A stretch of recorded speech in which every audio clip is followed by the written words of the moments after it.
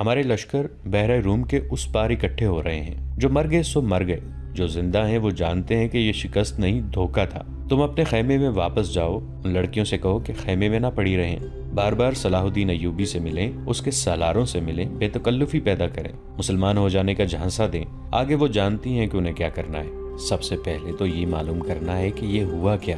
موبی نے کہا، کیا سوڈانیوں نے ہمیں دھوکہ دیا ہے؟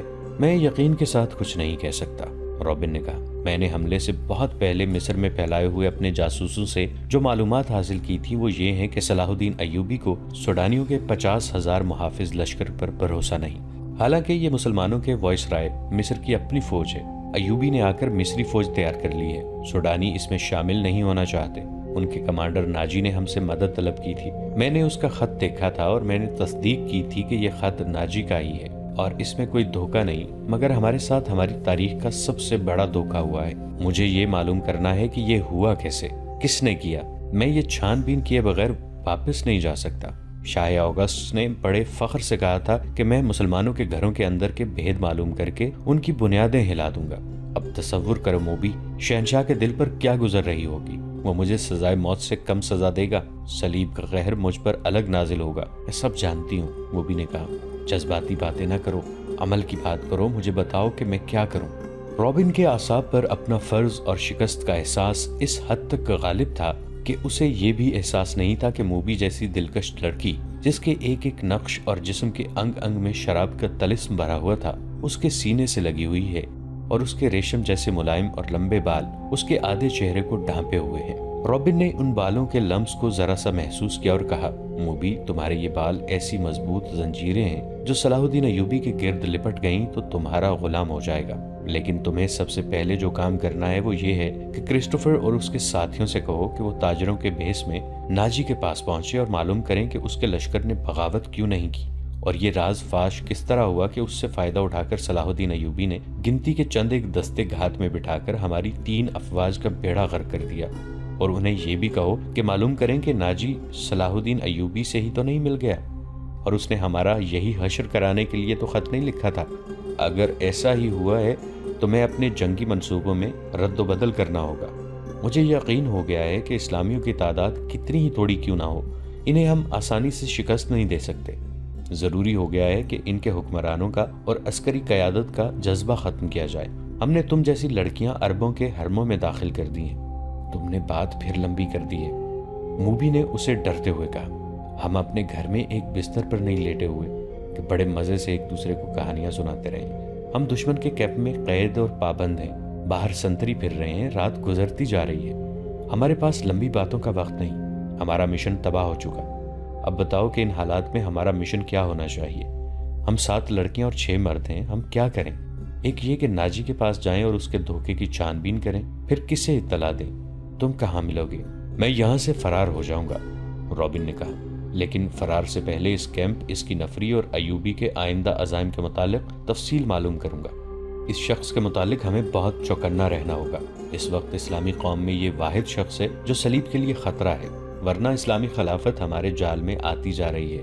شاہ ایملرک کہتا ہے کہ مسلمان اتنے کمزور ہو گئے ہیں کہ اب ان کو ہمیشہ کے لیے اپنے پاؤں میں بٹھانے کے لیے صرف ایک حلے کی ضرورت ہے، مگر اس کا یہ عزم محض خوش فہمی ثابت ہوا۔ مجھے یہاں رہ کر ایوبی کی کمزوریاں دیکھنی ہیں اور تمہیں 5 آدمیوں کے ساتھ مل کر سوڈانی لشکر کو بھڑکانا اور بغاوت کرانی ہے۔ نہایت ضروری یہ ہے کہ ایوبی زندہ نہ رہے۔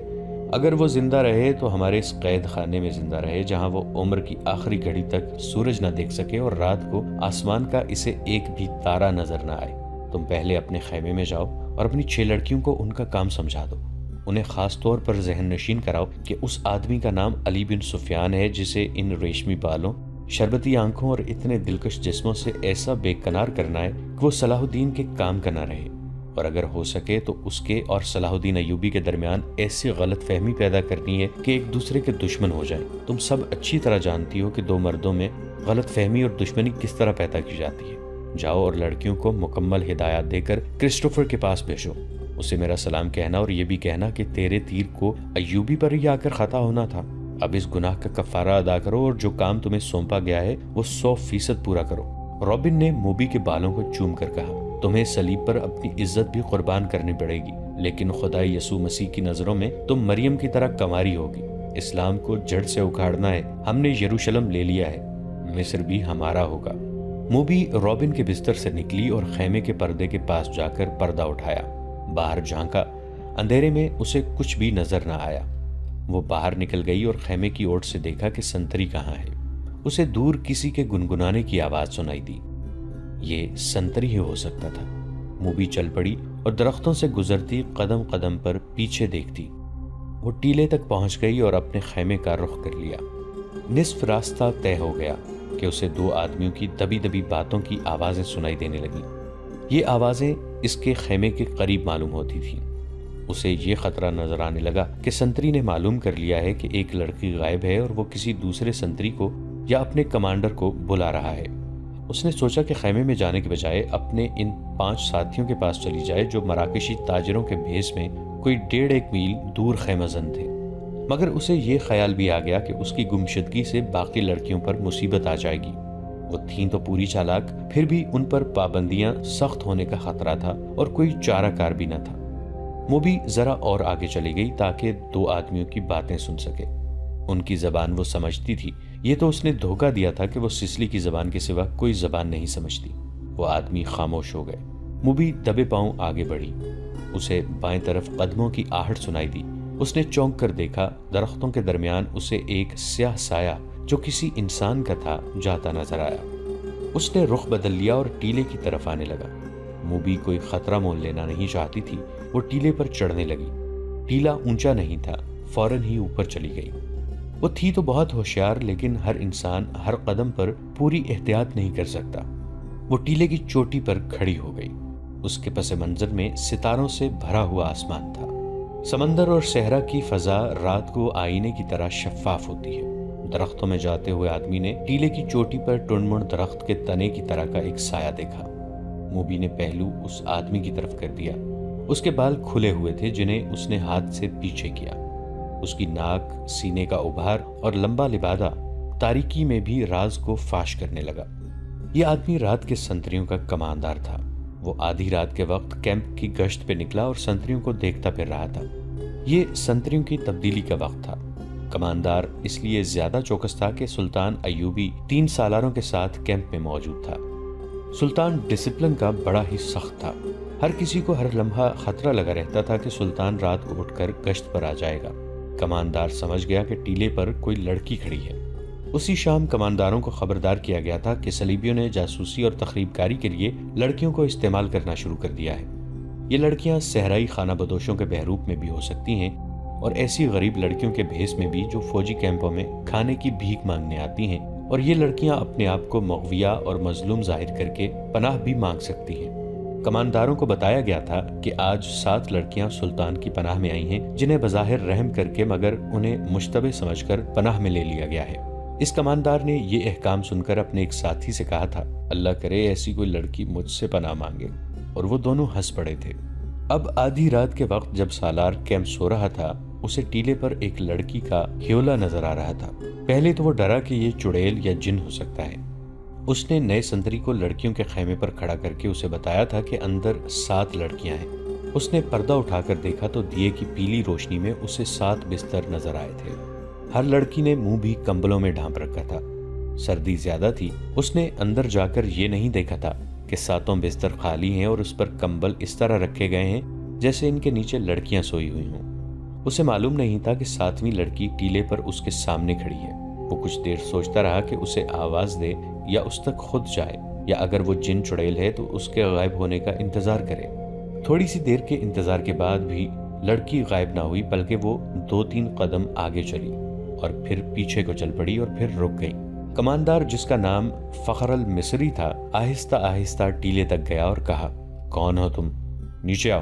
لڑکی نے ہرن کی طرح چوکڑی بھری اور ٹیلے کی دوسری طرف اتر گئی۔ فخر کو یقین آ گیا کہ کوئی انسان ہے، جن یا چڑیل نہیں۔ وہ تنومند مرد تھا۔ ٹیلا اونچا نہیں تھا، وہ لمبے لمبے ڈگ بھرتا ٹیلے پر چڑھ گیا۔ ادھر بھی اندھیرا ہی تھا۔ رات کی خاموشی میں اسے لڑکی کے قدموں کی آہٹ سنائی دی۔ وہ ٹیلے سے دوڑتا اترا اور لڑکی کے پیچھے گیا۔ لڑکی اور تیز دوڑ پڑی۔ فاصلہ بہت تھا، لیکن فخر مرد تھا، فوجی تھا اور چیتے کی رفتار سے دوڑ رہا تھا۔ ٹیلے کے پیچھے اونچی نیچی زمین، خشک جھاڑیاں اور کہیں کہیں کوئی درخت تھا۔ بہت سا دوڑ کر فخر المصری نے محسوس کیا کہ اس کے آگے تو کوئی بھی نہیں۔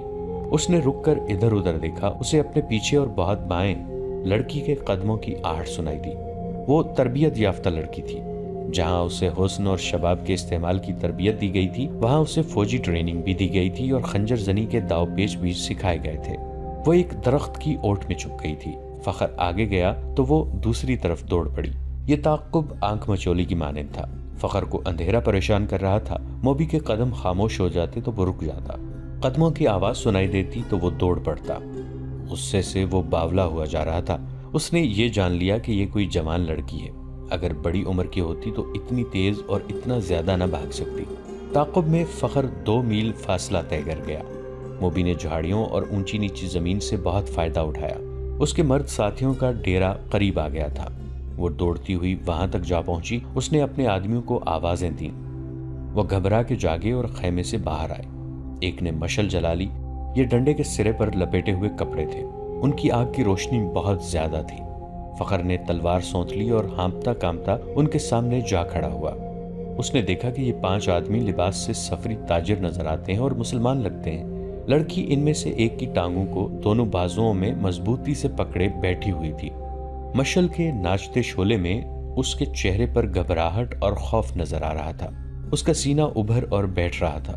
اس کی سانسیں بری طرح اکھڑی ہوئی تھیں۔ یہ لڑکی میرے حوالے کر دو، فخر المصری نے حکم کے لہجے میں کہا۔ یہ ایک نہیں، ایک آدمی نے التجا کے لہجے میں جواب دیا۔ ہم نے تو 7 لڑکیاں آپ کے سلطان کے حوالے کی ہیں، آپ اسے لے جا سکتے ہیں۔ نہیں، موبی نے اس کی ٹانگوں کو اور مضبوطی سے پکڑتے ہوئے روتے ہوئے اور خوف زدہ لہجے میں کہا، میں اس کے ساتھ نہیں جاؤں گی۔ یہ لوگ عیسائیوں سے زیادہ وحشی ہیں۔ ان کا سلطان انسان نہیں، سانڈ ہے، درندہ ہے۔ اس نے میری ہڈیاں بھی توڑ دی ہیں۔ میں اس سے بھاگ کر آئی ہوں۔ کون سلطان؟ فخر نے حیران سا ہو کے پوچھا۔ وہی جسے تم صلاح الدین ایوبی کہتے ہو، موبی نے جواب دیا۔ وہ اب مصر کی عربی بولی بول رہی تھی۔ یہ لڑکی جھوٹ بول رہی ہے، فخر نے کہا اور پوچھا، یہ ہے کون؟ تمہاری کیا لگتی ہے؟ اندر آ جاؤ دوست، باہر سردی ہے۔ ایک آدمی نے فخر سے کہا، تلوار نیام میں ڈال لو، ہم تاجر ہیں، ہم سے آپ کو کیا خطرہ؟ آؤ اس لڑکی کی بپتا سن لو۔ اس نے آہ بھر کے کہا، میں آپ کے سلطان کو مرد مومن سمجھتا تھا، مگر ایک خوبصورت لڑکی دیکھ کر وہ ایمان سے ہاتھ دھو بیٹھا۔ وہ باقی 6 لڑکیوں کا بھی یہی حشر کر رہا ہوگا۔ ان کا یہ حشر دوسرے سالاروں نے کیا ہے، مووی نے کہا۔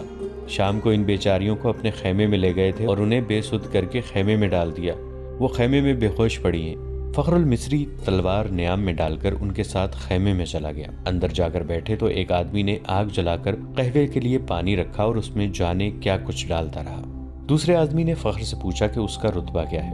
اس نے بتایا کہ وہ کماندار اور عہدے دار ہے۔ انہوں نے اس کے ساتھ بہت سی باتیں کی جن سے انہوں نے اندازہ کر لیا کہ یہ شخص عام قسم کا سپاہی نہیں اور ذمہ دار فرد ہے، ذہین اور دلیر بھی ہے۔ ان لوگوں میں سے ایک نے، جو کرسٹوفر تھا، فخر کو 7 لڑکیوں کی بالکل وہی کہانی سنائی جو صلاح الدین ایوبی کو سنائی تھی۔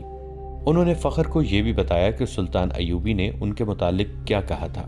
ان لڑکیوں نے سلطان کو یہ پیشکش بھی کی تھی کہ وہ اپنے گھروں کو تو واپس نہیں جا سکتی اور عیسائیوں کے پاس بھی نہیں جانا چاہتی، اس لیے وہ مسلمان ہونے کو تیار ہیں، بشرطے کہ کوئی اچھے رتبوں والے عسکری ان کے ساتھ شادی کر لیں۔ ہم نے سنا تھا کہ سلطان صلاح الدین ایوبی کردار کے لحاظ سے پتھر ہے۔ ہم ہر روز سفر پر رہنے والے تاجر ہیں، انہیں کہاں ساتھ لیے لے پھرتے۔ انہیں سلطان کے حوالے کر دیا گیا، مگر سلطان نے اس لڑکی کے ساتھ جو سلوک کیا وہ اس کی زبانی سن لو۔ فخر المصری نے لڑکی کی طرف دیکھا تو لڑکی نے کہا، ہم بہت خوش تھیں کہ خدا نے ہمیں ایک فرشتے کی پناہ دی ہے۔ سورج غروب ہونے کے بعد سلطان کا ایک محافظ آیا اور مجھے کہا کہ سلطان بلا رہا ہے۔ میں باقی 6 لڑکیوں کی نسبت ذرا زیادہ خوبصورت ہوں۔ مجھے توقع نہیں تھی کہ تمہارا ایوبی مجھے بری نیت سے بلا رہا ہے۔ میں چلی گئی۔ سلطان ایوبی نے شراب کی سراہی کھولی، ایک پیالہ اپنے آگے رکھا اور ایک مجھے دیا۔ میں عیسائی ہوں، شراب 100 بار پیے۔ بحری جہاز میں عیسائی کمانداروں نے میرے جسم کو کھلونا بنائے رکھا ہے۔ صلاح الدین ایوبی کوئی نئی چیز نہیں تھی، لیکن ایوبی کو میں فرشتہ سمجھتی تھی۔ میں اس کے جسم کو اپنے ناپاک جسم سے دور رکھنا چاہتی تھی، مگر وہ ان عیسائیوں سے بدتر نکلا جو مجھے بحری جہاز میں لائے تھے، اور جب ان کا جہاز ڈوبنے لگا تو انہوں نے ہمیں ایک کشتی میں ڈال کر سمندر میں اتار دیا۔ ان میں سے کسی نے ہمارا ساتھ نہیں دیا۔ ہمارے جسم نچڑے ہوئے تھے اور ہڈیاں چٹکی ہوئی تھیں۔ خدا نے ہمیں بچا لیا اور اس آدمی کی پناہ میں پھینک دیا جو فرشتے کے روپ میں درندہ ہے۔ مجھے سلطان نے ہی بتایا تھا کہ میرے ساتھ کی باقی 6 لڑکیاں اس کے سالاروں کے خیموں میں ہیں۔ میں نے سلطان کے پاؤں پکڑ کر کہا کہ میرے ساتھ شادی کر لو۔ اس نے کہا کہ اگر تم مجھے پسند کرتی ہو تو شادی کے بغیر تمہیں اپنے حرم میں رکھ لوں گا۔ اس نے میرے ساتھ وحشیوں کا برتاؤ کیا، شراب میں بدمست تھا۔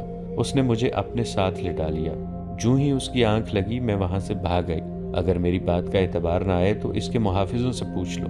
اس دوران ایک آدمی نے فخر کو قہوہ پلایا۔ ذرا سی دیر بعد فخر کا مزاج بدلنے لگا۔ اس نے نفرت سے قہقہا لگایا اور کہا، ہمیں حکم دیتے ہیں کہ عورت اور شراب سے دور رہو اور خود شراب پی کر راتیں عورتوں کے ساتھ گزارتے ہیں۔ فخر محسوس ہی نہ کر سکا کہ لڑکی کی کہانی محض بے بنیاد ہے، اور نہ ہی وہ یہ محسوس کر سکا کہ اس کا مزاج کیوں بدل گیا ہے۔ اسے حشیش پلا دی گئی تھی۔ اس پر ایسا نشہ طاری ہو چکا تھا جسے وہ نشہ نہیں سمجھتا تھا۔ وہ اب اپنے تصوروں میں بادشاہ بن چکا تھا۔ لڑکی کے چہرے پر مشعل کے شعلے کی روشنی ناچ رہی تھی۔ اس کے بکھرے ہوئے سیاہی مائل بھورے بال چمک رہے تھے۔ وہ فخر کو پہلے سے زیادہ حسین نظر آنے لگی۔ اس نے بےتاب ہو کر کہا، تم اگر چاہو تو میں تمہیں پناہ میں لیتا ہوں۔ نہیں۔ لڑکی ڈر کے پیچھے ہٹ گئی اور بولی، تم بھی میرے ساتھ اپنے سلطان جیسا سلوک کرو گے تو مجھے اپنے خیمے میں لے جاؤ گے اور میں ایک بار پھر تمہارے سلطان کے قبضے میں آ جاؤں گی۔ ہم تو اب دوسری 6 لڑکیوں کو بچانے کی سوچ رہے ہیں، ایک تاجر نے کہا۔ ہم ان کی عزت بچانا چاہتے تھے مگر ہم سے بھول ہوئی۔ فخر الدین کی نگاہیں لڑکی پر جمی ہوئی تھیں۔ اس نے اتنی خوبصورت لڑکی کبھی نہیں دیکھی تھی۔ خیمے میں خاموشی طاری ہو گئی جسے کرسٹوفر نے توڑا۔ اس نے کہا، تم عرب سے آئے ہو یا مصری ہو؟ مصری، فخر نے کہا۔ میں 2 جنگیں لڑ چکا ہوں، اس لیے مجھے یہ عہدہ دیا گیا ہے۔ سوڈانی فوج کہاں ہے جس کا سالار ناجی ہے؟ کرسٹوفر نے پوچھا۔ اس فوج کا ایک سپاہی بھی ہمارے ساتھ نہیں آیا، فخر نے جواب دیا۔ جانتے ہو ایسا کیوں ہوا ہے؟ کرسٹوفر نے کہا۔ سوڈانیوں نے صلاح الدین ایوبی کی امارت اور کمان کو تسلیم نہیں کیا۔ وہ فوج اپنے آپ کو آزاد سمجھتی ہے۔ ناجی نے سلطان ایوبی کو بتا دیا تھا کہ وہ مصر سے چلے جائیں کیونکہ وہ غیر ملکی ہیں۔ اسی لیے ایوبی نے مصریوں کی فوج بنائی اور لڑانے کے لیے یہاں لے آیا۔ ناظرین، آج کی قسط میں اتنا ہی۔ ہماری نئی ویڈیوز سے باخبر رہنے کے لیے ہمارے اس چینل کو سبسکرائب کر کے نیچے موجود بیل آئیکن کو ضرور پریس کیجیے گا۔ آپ سے ملاقات ہوگی نئی ویڈیو کے ساتھ۔ تب تک کے لیے ہمارا اور آپ کا اللہ نگہبان۔